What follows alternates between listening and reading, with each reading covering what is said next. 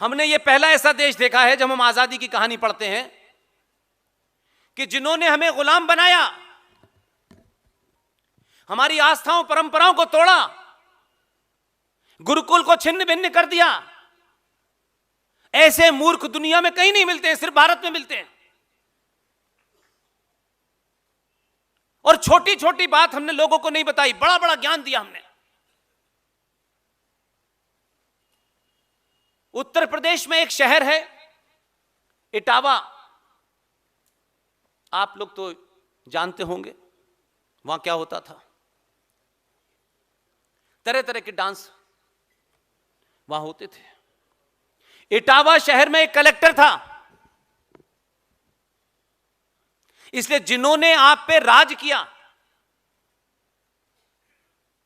वो आपकी साइकोलॉजी को जानते थे। 1857 में जो मेरठ से क्रांति शुरू हुई और एक आम भारतीय ने हथियार उठा लिए, तो पहली बार डायरेक्ट कन्फ्रंटेशन भारतीयों का अंग्रेजों से हुआ। उसमें अंग्रेज मारे गए बहुत से, लेकिन अंग्रेजों ने उस क्रांति को किसी तरह शांत किया और बहुत खामोशी से, आपको पता ना चले, उसका इलाज ढूंढा। 1870 की गलती उन्होंने किस तरीके से ठीक की और एक ऐसी प्लानिंग की कि आज भी हम समझ नहीं पाए। इसलिए जब हम बात करते हैं तो हमको लगता है कि हम वहां से शुरू करें जहां से हमारा दिल कर रहा है, यह नहीं होता। 1857 के डायरेक्ट कन्फ्रंटेशन के बाद इटावा में एक कलेक्टर था अंग्रेज, किसी को अंदाजा भी नहीं था कि उस कलेक्टर को क्या जिम्मेदारी दी गई है। उसने अपना काम बहुत हल्के फुल्के अंदाज में किया और आज भी हमारे युवा बच्चों को यह बात नहीं पता होगी, और पता होगी तो सिर्फ इसलिए कि उसको सही आंसर लिखने से नंबर मिलेंगे, बस यहीं तक पता है।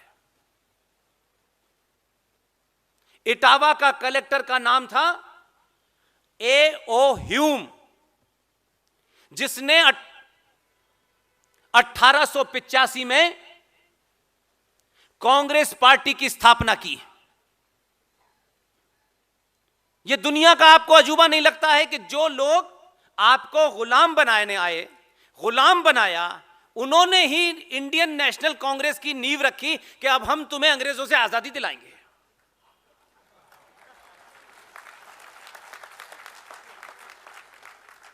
और हम इतने मूर्ख हैं कि वो खुलेआम कह रहा है, तब भी हम कह रहे हैं कि कितने अच्छे लोग हैं ये।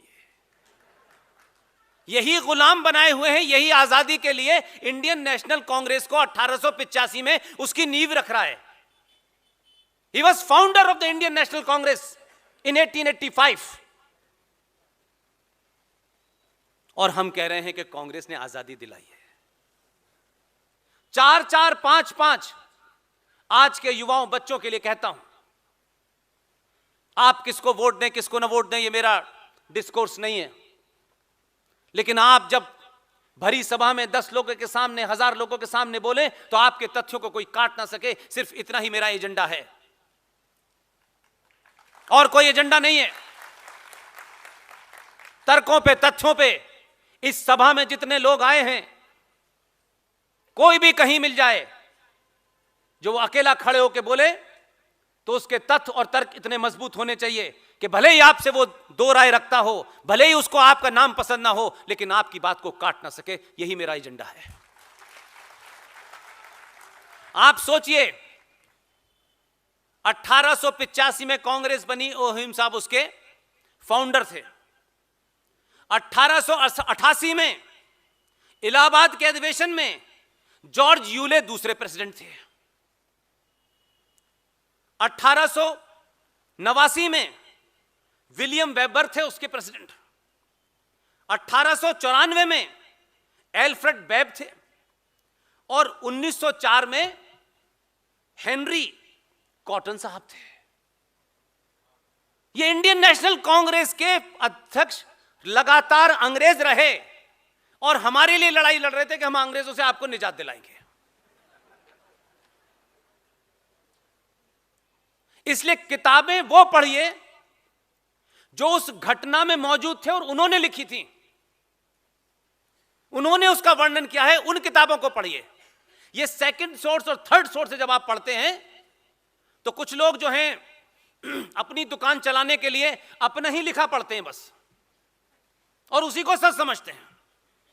उनको लगता है जो हमने लिखा है वही सच है और दूसरे का हमें मानना नहीं है, इसलिए उनकी क्रेडिबिलिटी नहीं है, इसलिए आज उनकी कोई बात नहीं सुन रहा है। उन पूरी घटनाओं को आप सुनेंगे तब आपको पता चलेगा कि 1946 में किस झूठ फरेब के साथ जिस शख्स को 14 वोट मिले उसे प्रधानमंत्री नहीं बनाया गया और जिसे एक भी नहीं मिला उसे बना दिया गया। आपसे कोई पूछे कि यह कहां का रेफरेंस है, पूछ सकता है आपसे कोई, आप सीना ठोक के कहिएगा आचार्य जेबी कृपलानी जिस वक्त वो चुनाव की प्रक्रिया हो रही थी उस पूरे प्रोसेस में आचार्य जेबी कृपलानी साहब इंटीरियम कांग्रेस के अध्यक्ष थे। उनकी देखरेख के अंदर वो जो 14 वोट थे वो खुले और उनके सामने सब गिने गए।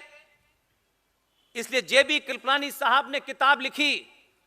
इन किताबों का जिक्र कोई नहीं करता क्योंकि उनको लगता है कि अगर हमने यही किताब बता दी तो हमारे झूठ को कौन पढ़ेगा, तो भारत माता की जिंदाबाद कहने के लिए लोग कहां मिलेंगे हमें। आचार्य जेबी कृपलानी ने उस पूरी घटना का वर्णन किया है अपनी किताब में और उस किताब का नाम है Gandhi, his life and thought.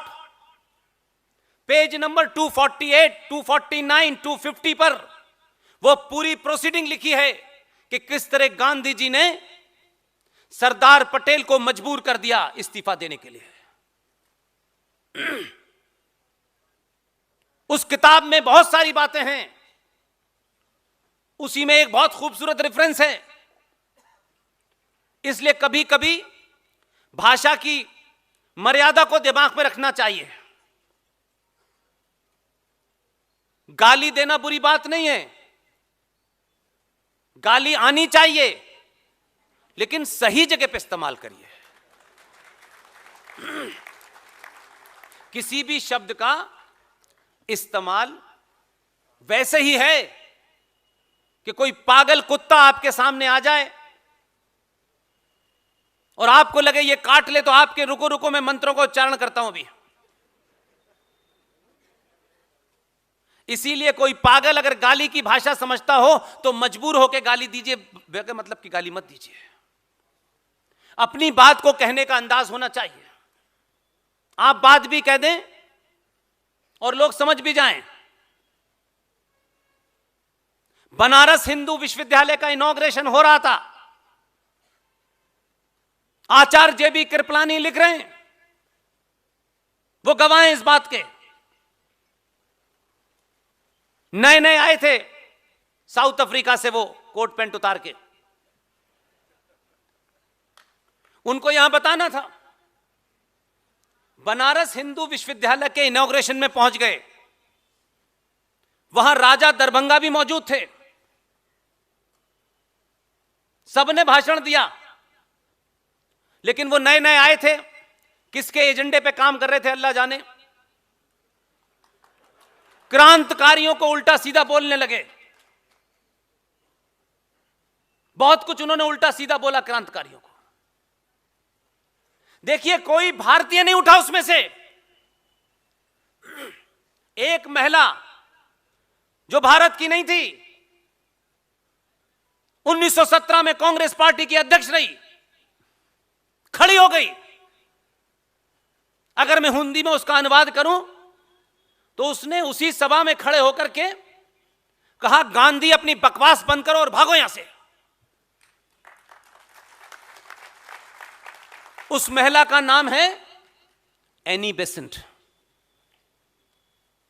इसलिए आपके बीच में वो किताबें हैं उन्हीं के बीच के लोग लिख के गए हैं। किसी और का किताब रेफरेंस देंगे तो लोग मानेंगे कि आपने अनर्गल बातें करने के लिए उल्टी सीधी किताबों का रेफरेंस दे रहे हैं। कल मैं बैठा था आपके शहर के लोगों के बीच में खाने पे, ये मुझे खाना खिलाना चाहते थे। मेरी प्रॉब्लम है कि खाना मैं खाते ही नहीं।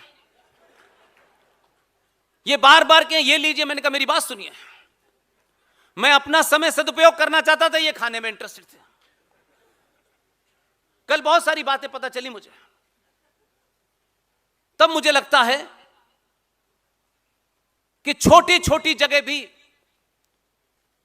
शब्दों का न जानकारी होना कैसे किसी राष्ट्र की लड़ाई में कमजोर कर देता है।